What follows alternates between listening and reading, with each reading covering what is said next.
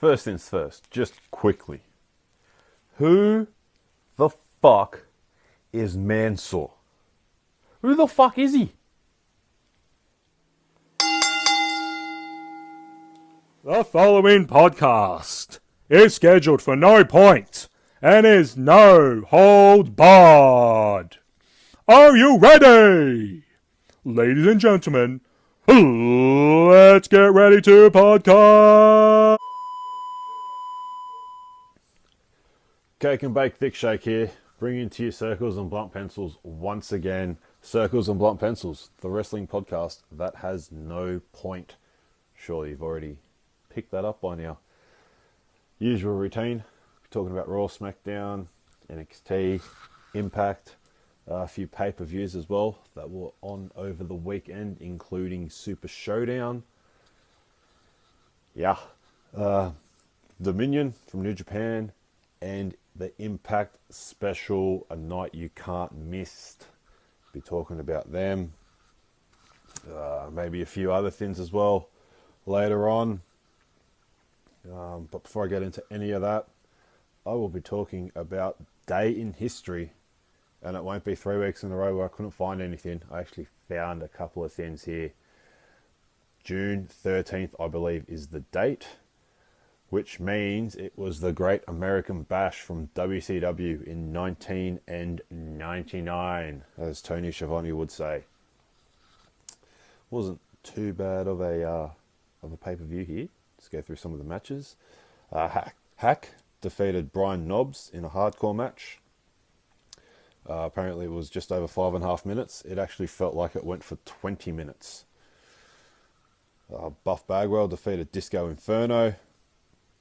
That match wasn't too bad. Conan and Rey Mysterio defeated Kurt Hennig and Bobby Duncombe Jr. The tag team match. This was around the time when Master P came in with the No Limit Soldiers. They were at ringside supporting Conan and Rey Mysterio, and Kurt Hennig and Bobby Duncombe Jr., and I believe it was Barry Windham and someone else. They were the West Texas Rednecks, and they came up with a song, Rap is Crap. And it's actually a good song there. Ernest Miller defeated Horace Hogan. Yep, didn't watch that. Ric Flair defeated Rowdy Piper by disqualification for presidency. I think this was another presidency match between the two of them. And the disqualification came when Buff Bagwell came out and attacked Ric Flair, because Bagwell had problems with Flair, and if Piper got control, he would have helped out Bagwell. But then Piper turned on Bagwell and started beating him up, I dare say, for costing him the presidency. And I think Flair and Piper ended up teaming up after this. Rick Steiner defeated Sting in a Falls Count Anywhere match. Rick Steiner's television title was not on the line. They went out the back, and Scott Steiner was there with a couple of vicious dogs that attacked Sting, and then the cameras went off. Didn't see what happened, and then later, straight after, Scott and Rick came out and cut a promo about stuff. The Jersey Triad, Diamond Dallas Page and Chris Kanyon, defeated Chris Benoit and Perry Saturn to win the WCW Tag Team Championships. Bam Bam Bigelow was at ringside for the Triad. Jersey Triad was actually one of my favourite tag teams in WCW back in the day. Raven and Saturn were the tag team champions. I think I spoke about that for Slamboree. And Chris Kanyon helped them, and then Raven got taken out, so Saturn had to defend the belts, and Page and Bigelow, I think, won, because Kanyon decided to be Saturn's partner, but then turned on him, and then Chris Benoit teamed up with Saturn, they won, and then the Triad won again. So I think there was like 4 title changes in the space of 2 weeks. In the main event, Kevin Nash defeated Randy Savage by disqualification to retain the WCW Championship, when Sid Vicious returned to WCW and attacked Kevin Nash. So I think Sid Vicious was doing a stint in ECW. So that was Great American Bash. Also found Bad Blood from 2004 by WWE. I didn't watch this. Let's see what we've got here. Chris Benoit featured once again, and Edge. They defeated La Resistance of Robert Conway and Grenier, the old referee, Vince McMahon's personal referee from a year ago. Disqualification there for the World Tag Team Championships. Chris Jericho defeated Tyson Tomko. Randy Orton defeated Shelton Benjamin to retain his Intercontinental Championship, and that would have been Orton's last successful Intercontinental title defense on pay-per-view. Trish Stratus defeated Victoria, Gail Kim, and Lita in a fatal four-way match to win the WWE Women's Championship. Old mate Eugene defeated the Coach in a match there. Chris Benoit, again, defeated Kane to retain the World Heavyweight Championship. And in the main event, Triple H defeated Shawn Michaels. It's a shock there. In a Hell in a Cell match that went for over 45 minutes. So there's basically one reason why I didn't watch the pay-per-view, because not having the time to sit down for 45 minutes and watch a match that isn't Kenny Omega. So yeah, that was day in history. Now, before I get into all my beautiful reviews that I do, just a couple of things that have popped up during the week. I see that Triple H is joining the Bullet Club. Yeah, that's right, Triple H joining the Bullet Club. Well, it's not Bullet Club in WWE, they're the club, I guess. He's teaming up with... I'll just quickly get it up here. Because WWE is doing a trip to Japan for a couple of live shows, and Triple H will be wrestling. He's teaming up with Luke Gallows, Carl Anderson, and Finn Balor, I'm pretty sure, in an 8-man tag. No, sorry, it's AJ Styles, Carl Anderson, and Luke Gallows. I don't know who they'll be taking on, but so I can't find it here. But yeah, and Tama Tonga, one of the leaders of Bullet Club, actually put out a tweet saying Triple H is welcome in Bullet Club anytime. So there you go. Yeah, let's get another Bullet Club invasion going on. What do you reckon? Another thing, it's to do with Vince Russo. This is why I love Vince Russo. He 100% believes that WWE and AEW are working together. I'm just going to let that sit with you for a second there. Think about it. AEW and WWE are working together, according to Vince Russo. He absolutely believes it. I listened to his podcast the other day where he had the Conspiracy Horseman on to discuss it, and I got to tell you, it was a great listen. He brought up some great points. I mean, when you listen to the stuff that he was saying, why he thinks this, you sort of think on the same page as him, and you think, okay, that's a good point you make there. He actually made some very good points, but at the end of the day, I still don't believe it. I still think they're not in competition with each other. They're their own company. Maybe the war will start in October when everything changes there. So yeah, but that's just one of the many reasons why I love Vince Russo. And a lot of people are thinking, you're an idiot, ludicrous. How could you think such a thing? But hey, it's Vince Russo. Can't go wrong with Vince Russo. Yeah, that's just a just a couple of things there I thought would bring up. Right, now I'll get into the shows first, and then, as I always do, get into the pay-per-views after everything else. So on Raw, we'll start with Raw. Seth Rollins came out with a chair because he tamed the beast again.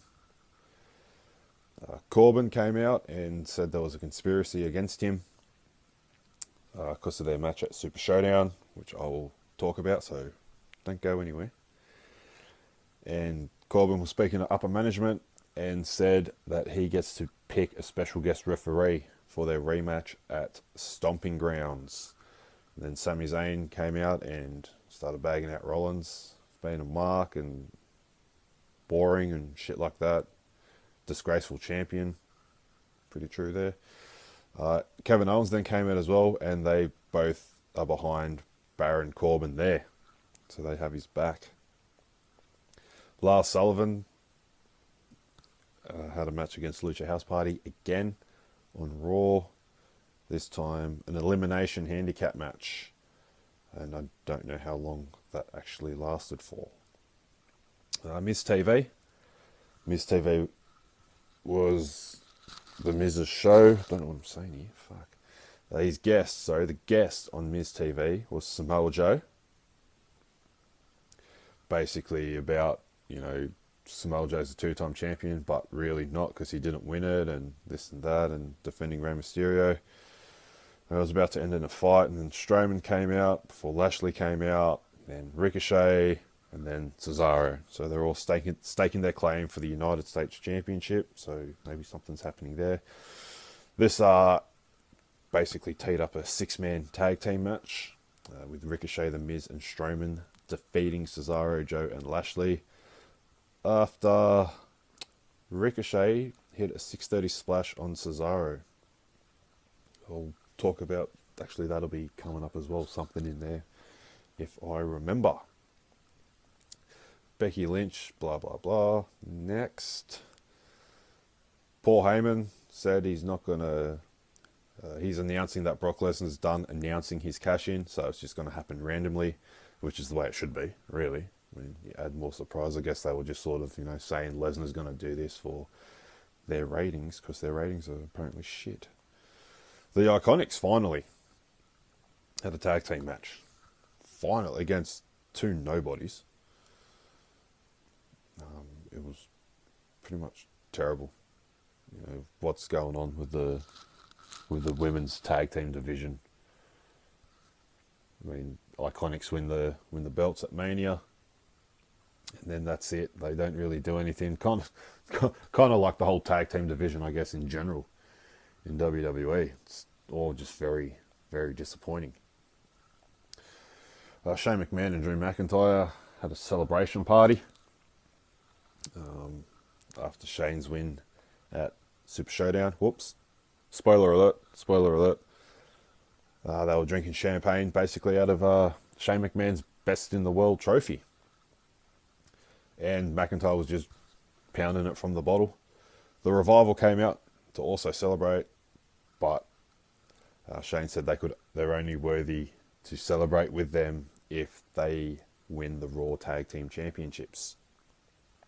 Speaking of which, there's a triple threat tag team match for the Raw Tag Team Championships. Kurt Hawkins and Zack Ryder, who were apparently the champions, lost their tag team titles. Finally, they never should have had them in the first place. The Revival, once again, the Raw Tag Team Champions. The Usos were also featured in this match. Wasn't too bad of a match, but hopefully now, because the Revival and the Usos have been having a bit of a thin lately going on there, so hopefully now this will involve the Tag Team Championships. And I'd like to see a best out of 7 between these two tag teams.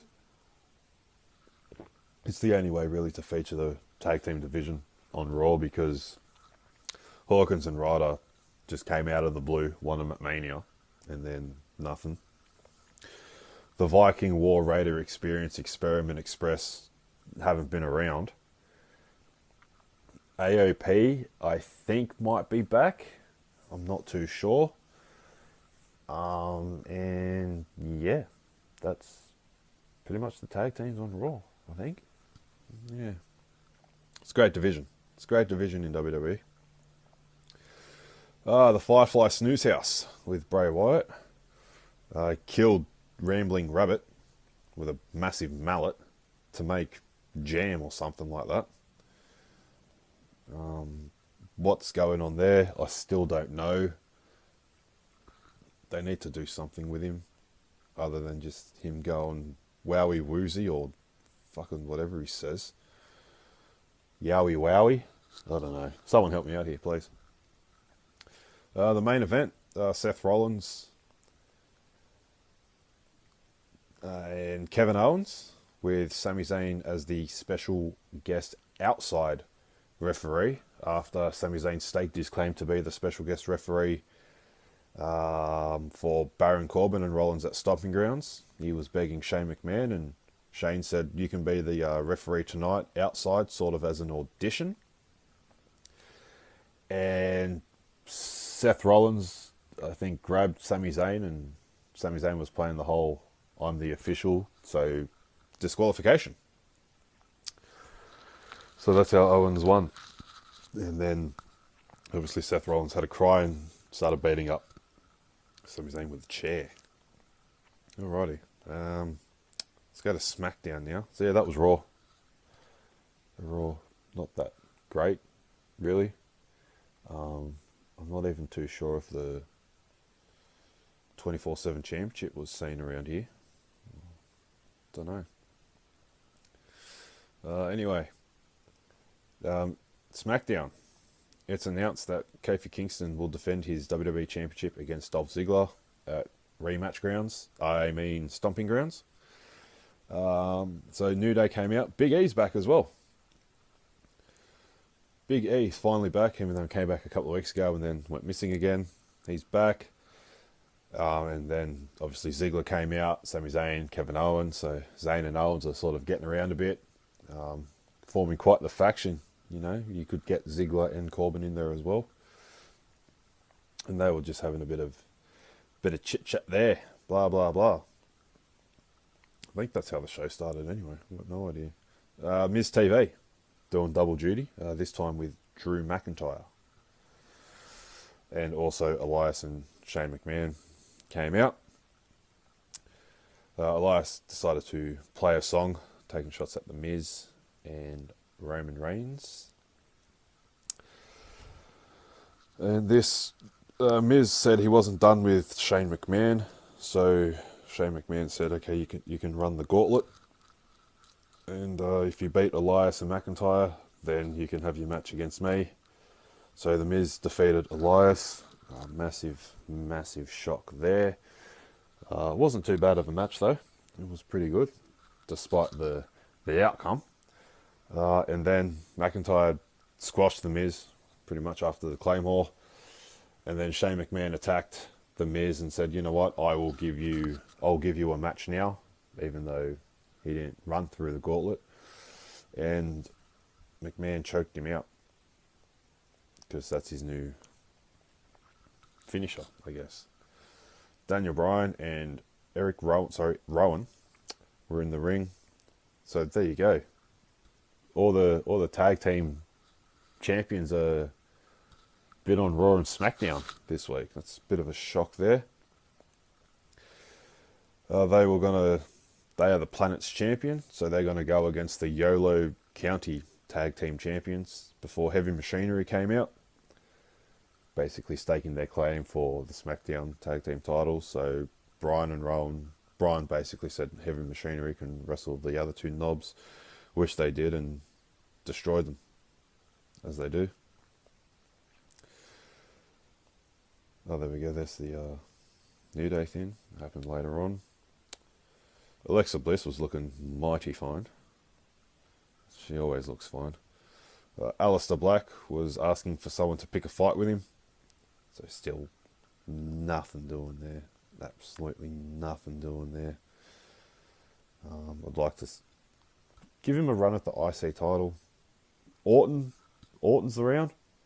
Even though Orton called out Balor saying he had the Intercontinental title once, he wants it back. So do something there.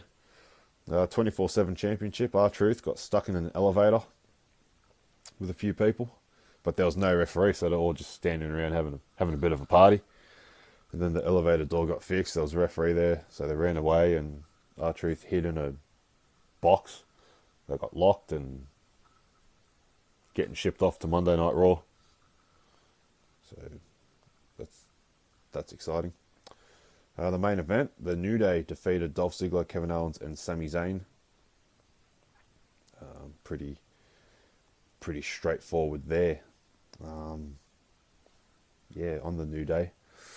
Kofi Kingston's obviously the champion. Woods and Big E haven't actually done anything, really, which is disappointing. You know, you could still put them in the tag team picture, I guess. Maybe then they could have all the gold. They will obviously probably be in Kofi's corner at Stomping Grounds, and one of them's going to turn, surely. Big E was Dolph Ziggler's bodyguard at one stage, or muscle, or whatever, so there's that. Maybe Xavier Woods, something different. Maybe give him the turn, and he can sort of blame Kofi for taking the spotlight off the New Day and starting to think for himself rather than, the team, and the brotherhood and whatnot there. So, yeah, you never know. That's what I'm thinking. One of the New Day is going to turn on Kofi, one of them, if not both of them. Yeah, wasn't too bad this week, SmackDown, in my opinion. I'll go to NXT. Once again, I think this is another pre-tape before TakeOver. Nothing really doing here. There's a tag team match, Io Shirai and Candice LeRae against Shayna Baszler's posse, who finally did something. But they didn't do much, because it ended in a no contest, because Shayna Baszler obviously decided to get involved there. Drew Gulak lost to Kushida in their submission match, which is good to see. Something different, submission match there. Kushida made Gulak tap with the hoverboard lock, I believe it's called, and I'm pretty sure it's just a Kimura. And then afterwards, Kushida was showing some respect, getting the crowd to clap for Drew Gulak, and then went to shake his hand, and then Gulak slapped his hand away and started pointing at him and having a word with him, but then shook his hand, so respect there. And yeah, I don't know, something else there. It was actually a good match, though it should have been on TakeOver, that's for sure. And Danny Burch and Orny Lorcan defeated the Undisputed Era of Kyle O'Reilly and Roderick Strong after Jackson Riker decided to get involved. Didn't get involved in the match. He was sort of pushed away by referees and security, and this distracted the Era, so Lorcan and Burch could pick up the win. It was also announced that Baszler and Io Shirai will be having a cage match 2 weeks' time for the NXT Women's Championship. So that's, I guess, something to look forward to there. And hopefully everyone's back next week on NXT. You know, the champions, Dream, Cole, not Forgotten Sons, Street Profits. Hopefully something's finally doing there, which is why I keep saying, I get that it's pre-taped, but they don't need to pre-tape like 4 or 5 shows in a row. At least split it up, do 2, and then 2 a couple of weeks after that. More than 48 minutes as well, please. Give it an extra half an hour just to feature some more talent, because they've got such a deep roster there. They want to feature them more and more. So yeah, but Undisputed Era, can't complain there. I don't think they're capable, I should say, of having a bad match. They can have a good match with anybody. Right now, we're talking about Impact. Let's just get the Impact results up here. Ace Austin defeated, I think it's Cousin Jake of the Dinas in the opening match. So Ace Austin remains, I guess, undefeated in Impact. Well, he hasn't been pinned or submitted, so he's good. Ace Austin, can get away from all this shit soon, please, and move on to the X Division Championship, or even bigger things there. Ty Valkyrie and Rosemary had a match that ended in a no contest when, I believe it's Father James Mitchell came out with Havoc. I think it's Jessica Havoc from the Undead Realm, Underground World, whatever it's called down there. And she attacked Rosemary, and they released Su Yung, the undead or dead bridesmaid. So something doing there. Rosemary's just going cuckoo. Madman Fulton decimated 2 local competitors in a 2-on-1 handicap match. That just went too long, really. It shouldn't have lasted as long as it did. OVE, Jake and Dave Christ defeated Scarlett Bordeaux and Falaba in a tag team match. Scarlett Bordeaux just keeps wrestling all the dudes. I don't even think she's been featured in the Knockouts division. After this, OVE were about to attack Scarlett Bordeaux when Tessa Blanchard hit the ring and took out the Christs. So I don't know what's going on there as well. Tessa Blanchard, maybe Scarlett Bordeaux and Tessa Blanchard were going to take out the men now. Jordan Grace defeated Kira Hogan. I don't know what the purpose of this match was, but it went for way too long in my opinion. Way too long. But this Impact was all about the main event.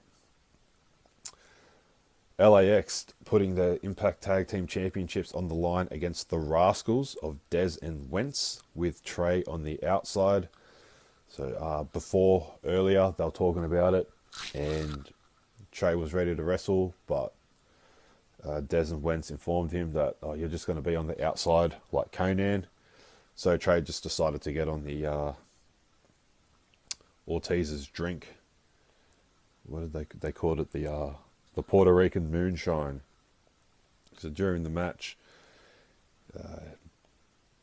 Trey was getting back on the Puerto Rican moonshine and got a bit tipsy and got kicked and sort of sprayed the moonshine in the referee's face, so the referee was blinded for a bit, and then just inserted himself in the match and pinned Santana to pick up the win when the referee just came out of nowhere, counted 1, 2, 3, but was later deemed a disqualification when the actual referee said he was not involved in the match.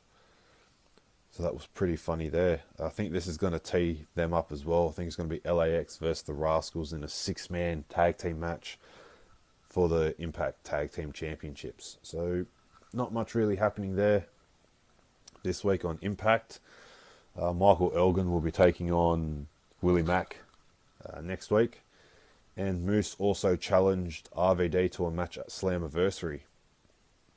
So I'll be talking about that later on. After now, I'll talk about these pay-per-views that I was fortunate enough to watch, if you want to put it that way. So we'll start with Super Showdown.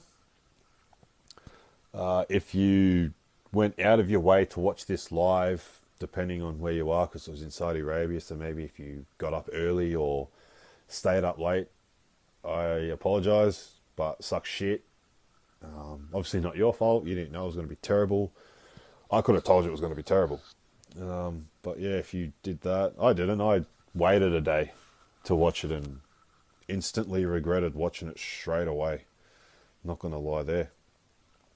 Opening match, Seth Rollins and Baron Corbin for the Universal Championship, which is why I say the Universal Championship has zero credibility. It was the first match at Mania. It's supposed to be the big title. It's the first match at Mania. Now it's the first match at Super Showdown. Seth Rollins won here. 11 minutes. I'll be going through all the times of these matches as well, just to see how ludicrous this is. The referee got involved here, pushed Baron Corbin away so Rollins could get the roll up. 1, 2, 3. Just ended like that. Disappointing match. And as I said, like 11 minutes. This is a world title match. This isn't WCW where your world title matches go for 5 or 6 minutes, because the wrestlers are old and can't do anything. These are actual wrestlers, athletes that can do everything. So that's why Baron Corbin wants a special referee for Stomping Grounds. And afterwards, Lesnar's music hit. I believe he came out with a chair. Heyman had the briefcase and went to get in the ring and stacked it, pretty much. Probably like the only highlight of the show. He stacked it there, which distracted Lesnar, and then Rollins just low blow and once again just started beating him up with a chair, and that was the end of that. So yeah, that's how we start off Super Showdown. The next match was Finn Balor defeating Andrade Demon. Finn Balor, I believe it was, to retain the Intercontinental Championship. This was one of 2 good matches out of 9 here. This was a great match. Hopefully they go around again. I'd like to see that anyway. Shane McMahon defeated Roman Reigns in just over 9 minutes.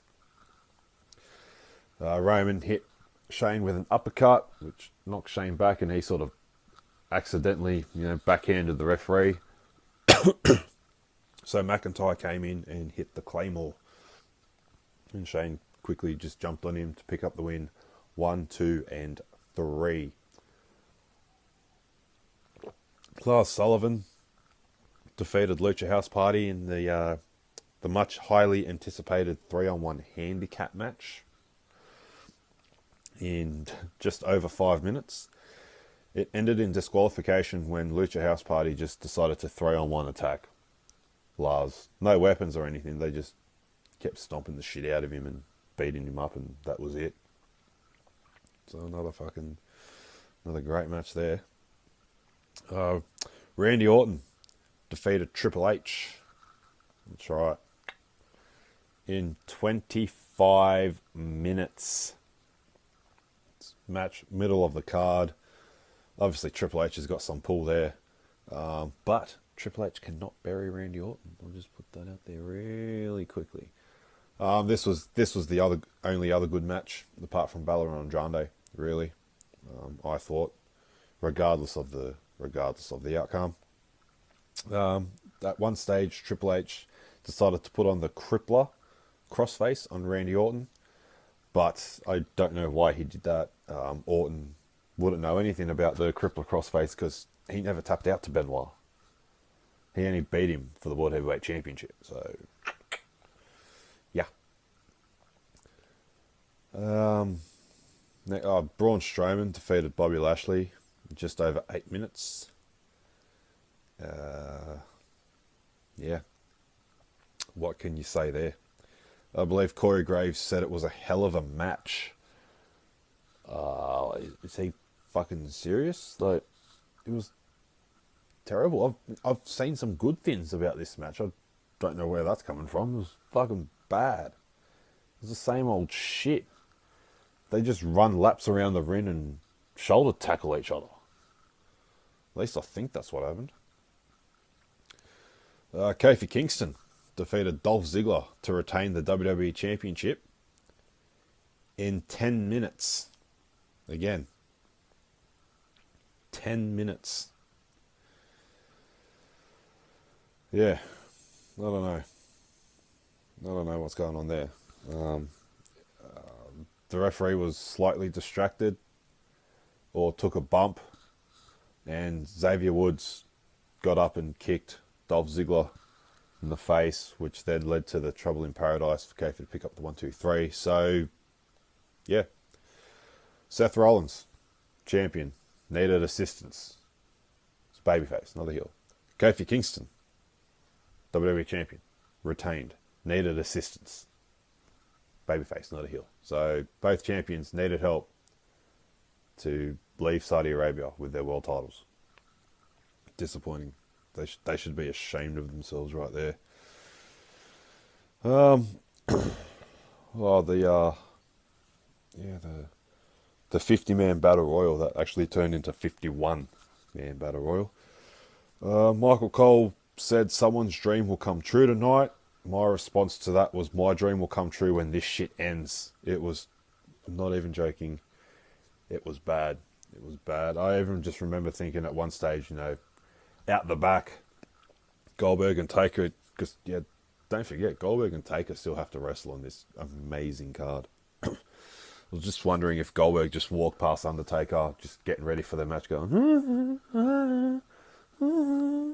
how old and dusty I am.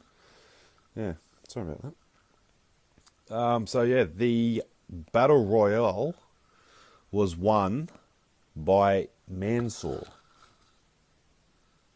Yes, as I said earlier, who the fuck is Mansoor? Supposed to be 50-man, not 51-man. But, this little fuckwit gets added in because he's from Saudi Arabia, so he gets to win. A few things I noticed from this. First of all, some certain superstars get their own entrance when, like, the other 45 have to come out just to one song, walking into the ring. Don't get that, but it was actually the greatest thing, probably was Cesaro. One of the greatest things anyway, was Cesaro getting his own entrance. Until Titus got his own entrance. And everyone was scared he was going to run to the ring and stack it. Just like he did at Greatest Royal Rumble. Which is still the greatest thing to happen in Saudi Arabia. And then Elias also performed on his way to the ring, which was outstanding as always. A few things I noted here was current Cruiserweight champion Tony Nese got eliminated before Buddy Murphy, who's the former Cruiserweight champion, who has not been featured on SmackDown Live since being drafted, if you will, to SmackDown Live. Does that make sense? I do not fucking know. But it was nice to see that Team Circles and Blunt Pencils was featured in the final 6 of Cesaro and Elias. They even had their bodyguard, Samoa Joe, helping them out. But no, of course, Mansoor had to win. Last eliminating Elias. Mansoor actually was the 51st man in the Battle Royal.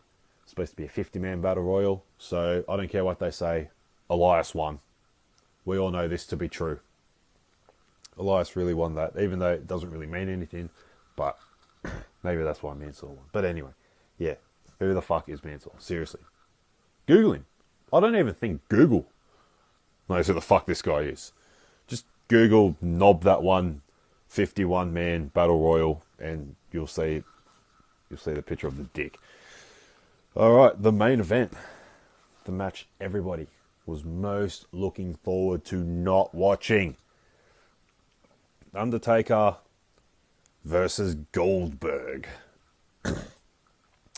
At 137 years old, Goldberg still needs security to escort him to the ring.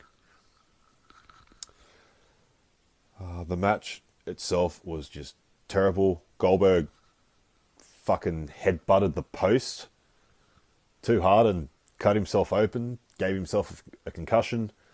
Started the match off with a spear, and I'm just thinking, you've got to be fucking kidding me. Get the fuck out. There is no way. Is this Survivor Series again? I think he went to hit another spear, but it got countered, or he did hit the spear. He went to jackhammer Undertaker and just fucking dropped him on his head. Talk about fucking good work in the ring. Taker went to chokeslam Goldberg. Goldberg didn't jump up, so it just looked sloppy as all shit. And Undertaker dropped Goldberg on his head, delivering a tombstone pole driver. And I think that's how the match ended, or it may... No, Goldberg kicked out. And then another terrible chokeslam was delivered, and then 1, 2, 3. So I just hope that was they just caught it and said, nah, just end it now for the safety of these two men. Before there's a massive dust storm in Saudi Arabia. But yeah, the look on Undertaker's face after the pin, he was not impressed. Word was going around as well that the two of them got in a screaming match backstage. And I saw another thing, that Taker had the shits. He ended up getting on Brock Lesnar's private jet. Whether that's true or not, I don't know. I don't divulge in that shit. But this, I couldn't help myself. The moment Goldberg's music hit, I started timing. By my stopwatch timings here, I've got 11 minutes and 40 seconds from Goldberg's music hitting, entrance, the announcement, until the ring of the bell to start the match. 11 minutes and 40 seconds. So from the start of the bell ringing to the end of the 1, 2, 3, I've got 8 minutes and 30 seconds. So the entrances were 3 minutes longer than the match. Like I said, the match went for 8 minutes and 30 seconds. That was about 8 minutes too many. If I'm being honest, it was terrible. It was absolutely terrible. I can't describe it better than that. It's a fucking shit show. Honestly. So yeah, that was Super Showdown. If you are following on Instagram at Circles and Blunt Pencils Podcast, you will see I gave this 3 thumbs down, and that was being extremely generous. That was being extremely generous. Anyway, moving on to better things. Dominion. New Japan Pro Wrestling. Dominion 6.9 in Osaka Joe Hall. I think that's how they say it anyway. Just first match, John Moxley defeated Shota Umino, one of the young lions they have there. 3 minutes, 50 seconds. The first 2 minutes of this match were better than Super Showdown. And Super Showdown went for about 4 hours. And there was probably 2 hours of wrestling. So, yeah, first 2 minutes of this, better than Super Showdown. Shingo Takagi defeated Kojima. Another great match there. Bullet Club lost to Tanahashi, Juice Robinson, and Taguchi. Bullet Club members Jay White, Chase Owens, and Ishimori. I was very upset by this. I'm a big Bullet Club mark, especially Jay White, Switchblade. Yeah, that was probably the only low light for me from this just amazing pay-per-view.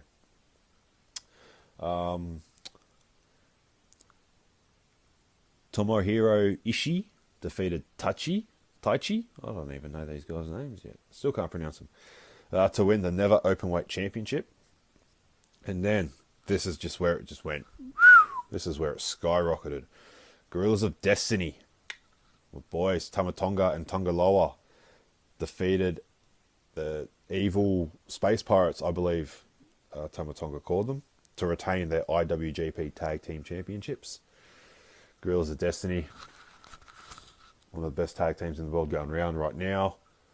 Oh, you don't know what you're talking about. Shut up. I can hear you. I know when you're saying that shit. Tamatonga even called out the Usos and the Revival for a tag team match to see who the best tag team in the world is. He said, don't let fences hold you back. Now,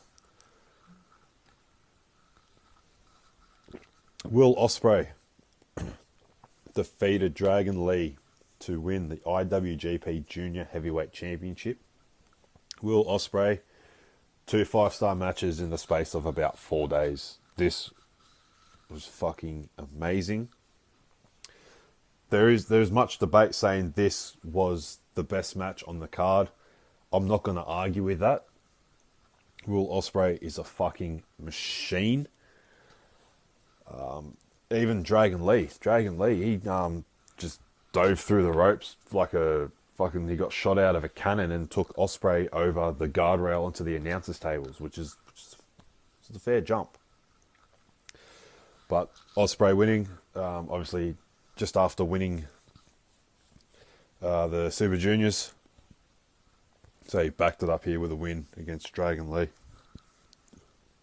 The match I thought was the best. This is just my opinion.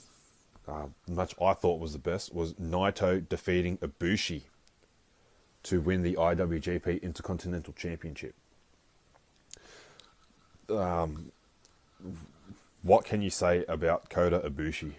Seriously, he was on the receiving end of a German suplex outside the ring on the apron. Naito obviously delivered the German suplex, and how Ibushi didn't break his neck is beyond me. He absolutely smacked his head on the hardest part of the ring on the apron, and even like bent his neck. Like it, especially when they showed it in slow motion, it just looked bad. Like straight away, I'm just thinking he broke his fucking neck, and he got up and still took, I think, 10 more minutes of punishment. But eventually, it was Naito coming out on top there. Great match. Like I said, Ospreay Lee was the best match by far, for sure. And I've got Naito and Ibushi up there, if not above that as well. That's just me. Feel free to debate that. Don't really care. The main event, which was the big one.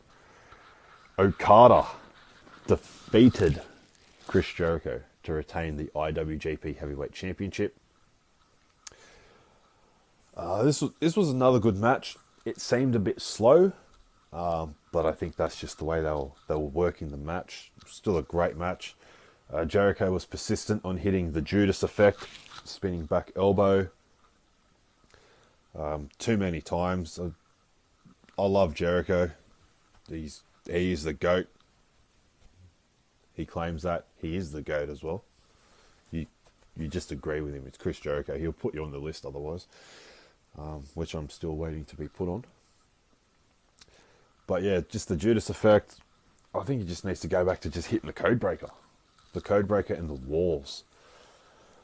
He went to hit the Judas effect and Okada rolled him up for a 1-2-3. So sort of much like the match with Omega at Double or Nothing, anticlimactic finish, I guess. It sort of just ended. And then afterwards, Jericho just started beating up Okada and then threw him out of the ring, kept beating him up. And then Tanahashi was doing commentary after his match, Japanese commentary. And then he jumped the guardrail and started beating up Jericho. And then afterwards, obviously Okada, the Rainmaker, he has all the money coming down. Jericho just picked up the money and just rubbed it on his balls and threw it and then stuck one on his head. Another thing I love about Jericho during his matches, especially in New Japan, he just takes the camera off the cameraman, starts filming, and just flips the bird while he's filming the crowd, filming the people, filming his opponent. It was great.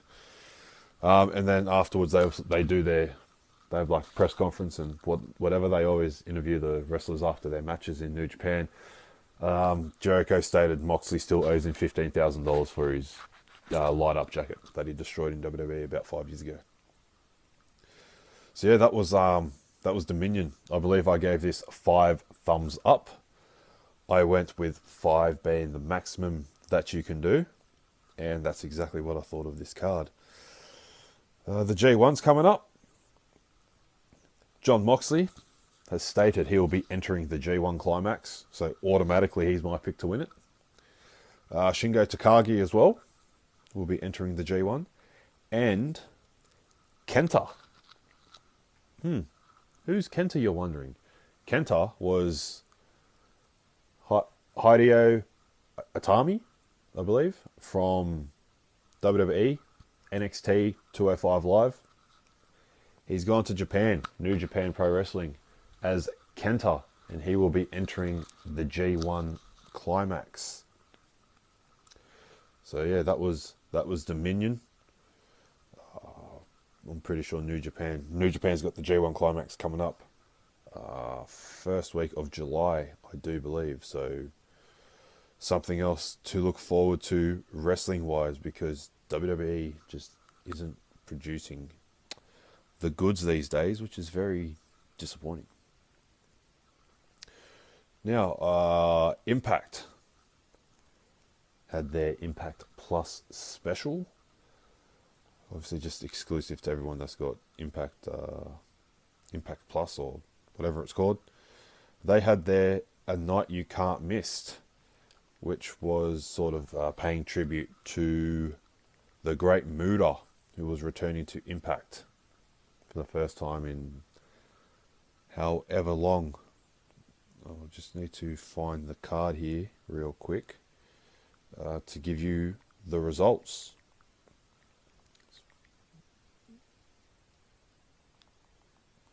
Wasn't too bad of a card. Some matches you sort of think, what's going on there? The Rascals defeated OVE in the opening match. I think it was a 2-on-2. Might have been a 3-on-3. Don't even know. Moose defeated Luchasaurus. Luchasaurus, obviously a member of AEW. Bright future for Luchasaurus. Now here's one. Little Guido, also known as Nunzio, from the full-blooded Italians in WWE and also ECW. Yeah, he's still around kicking it. And he defeated Clayton Gaines, some knob who just lifts weights. Can't wrestle, but he lost to Nunzio. Ty Valkyrie defeated Jordan Grace to retain her Knockouts Championship. So that means she won't be defending it for another 30 days because it's in her contract. You only need to defend it once every 30 days. So she's going by that. Willie Mack defeated Rich Swann and Teddy Hart to retain his House of Hardcore Championship. Teddy Hart, another member of the Hart family there, comes out with a cat and trains his cats and all that. Yeah, you could almost say he's a pussy man. Yeah. Probably the best match here was the Philadelphia street fight between Sami Callihan and Eddie Edwards. Obviously, Sami Callihan's just always in hardcore matches these days, and same with Eddie Edwards, copping it from Killer Cross and now Sami Callihan. And the main event, the Great Muta and Tommy Dreamer defeated Michael Elgin and Johnny Impact. Something here to note, there was a fan sitting ringside, absolutely giving it to Ty Valkyrie. I believe he called her a piece of whore, a piece of hoe bag or something like that, and Ty Valkyrie just knocked his drink out of his hand, so he decided to spit on her, which is just disgraceful. No man should ever spit on a woman, just period. As much as tempting and all, I'm assuming. But yeah, just sitting ringside. Just you're there to enjoy the wrestling. Yes, you can mouth off at all the wrestlers you want. That's fine, but there's no need to spit on her. I mean, I wouldn't spit on Charlotte Flair if I was sitting ringside and giving it to her, calling her a mole and shit. Like, I'd call her a mole, but there's no way I'd spit on her. I mean, that's just... So, that was sort of taking focus away from the match for a couple of minutes. And then, I believe Elgin and Dreamer were in the ring at the time, and Impact tagged in, and then he was sort of talking to Tommy Dreamer for a bit, and they weren't really wrestling. And the crowd was just going ballistic over this as well. And then Tommy Dreamer just grabbed the mic and, said, "This is Philadelphia. We show respect in this town. We're all here to pay tribute to the great fucking Muta. So just enjoy the show, enjoy the wrestling." And then it was still a couple of minutes before they kicked out this piece of garbage for doing what he did. And then they got on with the match. So, yeah. I saw this was surfacing around online as well. They said it was at an Impact taping in New York. They are wrong. It was at a Night You Can't Miss in Philadelphia. So it just goes to show you cannot believe everything that you read on the internet. I'll just leave that with you right there. As I continue on here, time for Piece of Cake. As you know, You can get a good piece of cake. You can get a bad piece of cake. Get a piece of cake that you like. Get a piece of cake that you hated or you didn't like.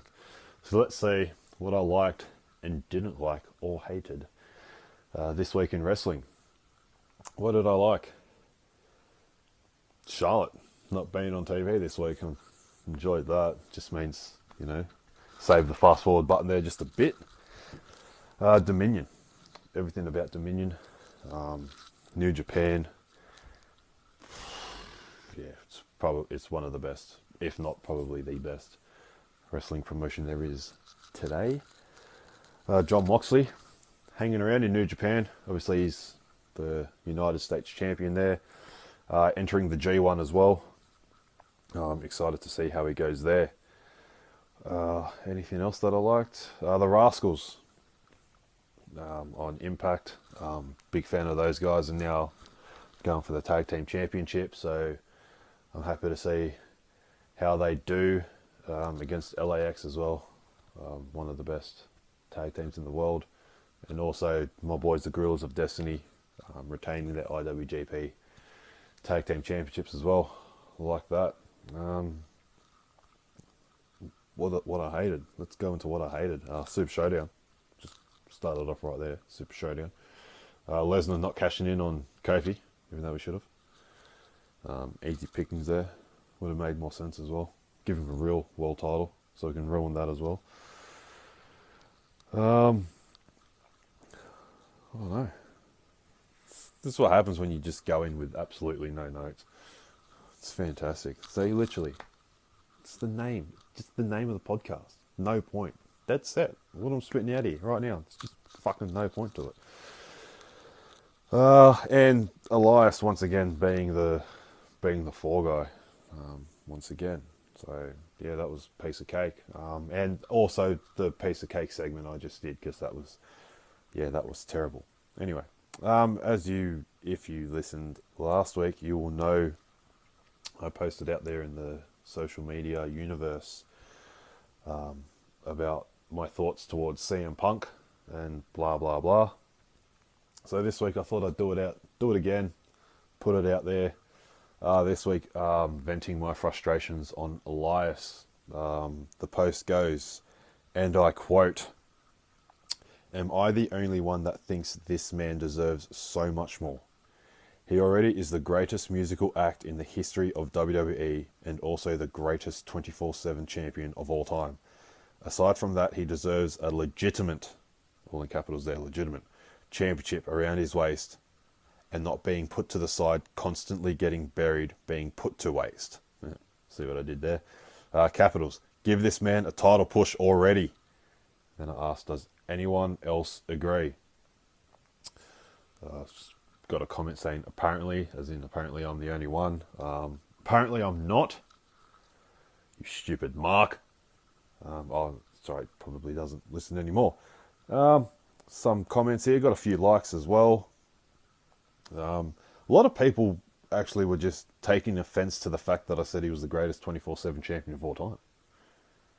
Just because R-Truth just runs around from everybody just doesn't mean he's the greatest. He doesn't defend it. He's defended it once. Then again, no one really defends it. But still, Elias is the man. Look at the champions. Titus O'Neil, Robert Roode, Jinder Mahal. I think that's it, apart from Truth and Elias. So, there. Someone wrote he should win the IC title from Finn and then drop it to Ali after holding it for a couple of months. Thank you for your input there. Once again, insulted by the 24/7 champion, blah, blah, blah. Someone here saying I'd personally say either United States Championship or World Heavyweight Championship. That'd be nice to see, for sure. Someone wrote, I agree with everything you said except being the greatest musical act. Honky Tonk Man. So, thank you very much there. Needs a solid IC title run. Very good. I like this one here. Give him a long tag team title run. I was thinking to myself, that's very interesting. Who would be his tag team partner? I mean, I was just assuming he could just do it on his own because he's that great. But no, I did ask what tag team partner. And the response I got was either Drew McIntyre or by himself. So, very good there. And then finally, I got finally somebody understands me. I've been saying Elias is the greatest musical act there is today. The fact that he's not in the Rock and Roll Hall of Fame is a travesty. Very true there. But seriously, he's long overdue for a United States Championship or Intercontinental Championship run. And then some mark just had to chime in saying it takes years for artists to make the Rock and Roll Hall of Fame and blah, blah, blah. Just people taking offense to that. It's really funny. Like, you can just write anything on social media and people will have a fucking cry. Seriously. So I think I might start doing that each and every week, just putting my thoughts out there and getting some responses on what people think, on what's going on through my head. Back to the 24/7 Championship as well. Last week, Truth lost it to Jinder Mahal on a golf course. Jinder Mahal decided to rock up in his wrestling gear and win it. This week, before boarding the plane, Jinder Mahal rolled up R-Truth when he was on the phone to win. And then later on, when Jinder Mahal was asleep, R-Truth pinned him with a referee to win back the 24/7 Championship. And then everyone woke up and saw this and chased R-Truth into the toilet, or the bathroom on the plane. And he locked himself in there. And there was a fucking camera in there of him just like scared, hiding behind the door. There's a fucking camera in the shitter on a WWE flight to Saudi Arabia. Just wanted to get that out there. Alrighty, as we wind down here on the Circles and Blunt Pencils podcast, the wrestling podcast that has no point. Don't forget Instagram. Yeah, follow on Instagram at Circles and Blunt Pencils podcast. Facebook as well, Circles and Blunt Pencils. I think it's just that. Twitter at CNBP Pod. Get zero action on there. So it's very consistent. And YouTube. How are you listening to this right now? Get it out there. Like, share, subscribe. Tell your friends. Bore them to death with this as well. Actually, don't do that. It's highly entertaining here. Highly entertaining. Give me some feedback. Let me know what you want. What would you like? Hashtag push Cesaro. Hashtag push Elias. Hashtag CNBP pod. Hashtag ask cake and bake. There's a new one there. Ask cake and bake. Hashtag. Some wrestling pay-per-view events coming up. We've got Rematch Grounds, also known as Stomping Grounds. Matches announced here so far are Bayley versus Alexa Bliss. That's not a rematch. Probably a rematch from 5 years ago. Roman Reigns versus Drew McIntyre. WrestleMania rematch. Becky Lynch versus Lacey Evans for the Raw Women's Championship. Rematch for Money in the Bank. Seth Rollins versus Baron Corbin. Rematch from Super Showdown. With a special guest referee. Finally, Baron Corbin getting a world title, well, quote unquote, world title match in the States. So the crowd will really be into booing the absolute fuck out of him. Kofi Kingston defending the WWE Championship against Dolph Ziggler in a steel cage match. So Big E will just rip down the door and turn on Kofi. So Dolph can become WWE Champion. And Tony Nese will be defending his Cruiserweight Championship against someone. And because it's Tony Nese and not Buddy Murphy, he will be on the main show, not on the pre-show. So just on Dolph Ziggler, just really quickly. I made a note here that Ziggler, I see Ziggler like a John Moxley now.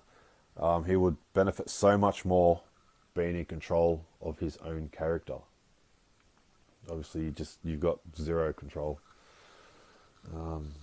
Zero control in your character and what goes on in WWE due to shackles and whatnot. Dolph Ziggler is, without doubt, I've been saying this for a long time. mainly to myself. Probably said it to others as well. I don't know. But Dolph Ziggler's the Shawn Michaels of this generation. I'm just going to let that sit with you once again. See how you feel about that. Dolph Ziggler, great in-ring performer. You know, he's won the World Heavyweight Championship a couple of times. But, you know, then just goes to waste pretty much, just like everyone else in there, because they're not Brock Lesnar or Roman Reigns or Seth Rollins. But yeah, I think Ziggler, if he leaves, goes elsewhere, you will just see how good of a performer, how good of a wrestler, and how good of a character he can be. So that's my Ziggler. Ring of Honor, Best in the World. It's also coming up. Matches announced here.